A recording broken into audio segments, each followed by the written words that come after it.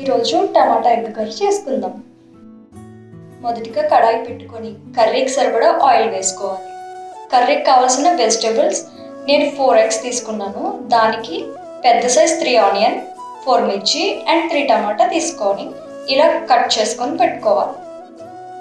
ఇప్పుడు ముందుగా ఉడకపెట్టుకొని పెట్టుకున్న కోడిగుడ్లను ఈ కడాయి నూనెలో వేసుకొని వేయించుకోవాలి. ఇప్పుడు దాంట్లో చిటికెడు పసుపు, కొంచెం కారం వేసుకొని ఈ గుడ్లను వేపుకోవాలి. ఇప్పుడు గుడ్లను సెపరేట్గా ఒక ప్లేట్లోకి తీసుకోవాలి. ఇప్పుడు అదే నూనెలో ఉల్లిపాయలు, పచ్చిమిర్చి వేసుకొని కొంతసేపు వేపుకోవాలి. అలా కొద్ది సమయం తర్వాత ఇప్పుడు టమాటో ముక్కలు కూడా వేసుకొని బాగా కలుపుకోవాలి. దానిలోనే కొంచెం కరివేపాకు కూడా వేసుకొని బాగా కలుపుకొని కొద్దిసేపు మూత పెట్టి వేయించుకోవాలి. ఇప్పుడు ఒకసారి మూత తీసి దానిలో 1 స్పూన్ జింజర్ గార్లిక్ పేస్ట్ వేసుకొని కలుపుకోవాలి.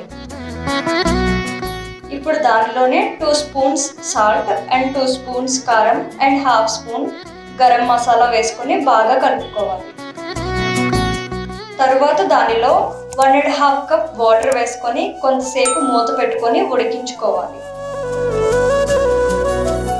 ఇప్పుడు కర్రీ కొంచెం ఉడికాక దానిలో మనం ముందుగా పెట్టుకున్న గుడ్లను వేసుకొని కలుపుకొని దానిని కొంతసేపు ఉడికించుకోవాలి.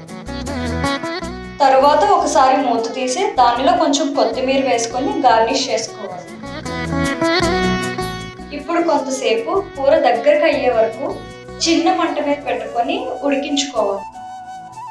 మనకు గుమగుమలాడే టమాటా ఎగ్ కర్రీ రెడీ.